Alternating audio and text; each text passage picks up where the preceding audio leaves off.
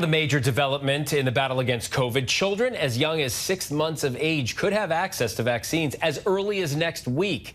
An FDA panel yesterday recommended emergency use authorization for COVID shots from both Moderna and Pfizer for kids under 6 years old. ABC News medical contributor and emergency physician Dr. Darien Sutton joins me now for more. Doctor, thanks so much. This authorization makes 18 million kids eligible for COVID shots. How important is getting the country's youngest vaccinated, something that parents all across this country have been waiting for, especially as COVID cases continue to rise? It's crucial. It's crucial for stepping out of this pandemic and stepping into our new normal. And the threat still exists, although the risk for harm for children and adolescents is less than that comparative to adults. We have seen more than, and specifically in this age group, more than 30,000 hospitalizations and more than 400 deaths, making COVID more harmful for children under 5 than any outbreak of the flu in the last decade. So it's absolutely necessary.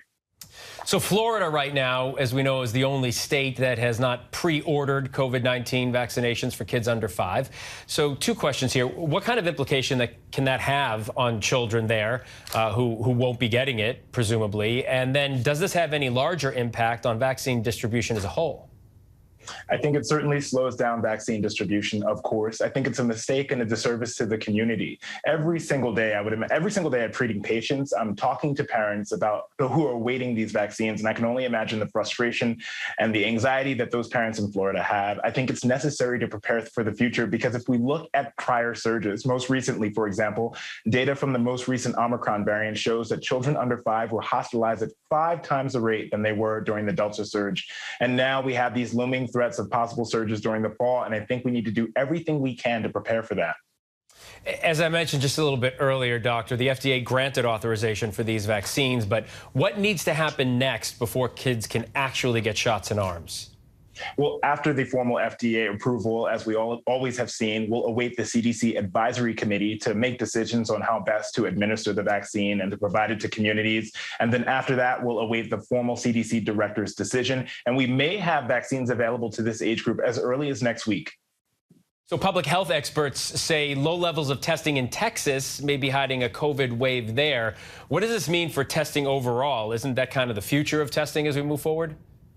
I do think that this is going to be likely what we'll see in the future. As more people are testing at home, there's less of a centralized process. It makes it very difficult, to be honest with you, from a public health standpoint. When we see these test results, we use them to understand how best to staff hospitals and prepare for resources for possible surges.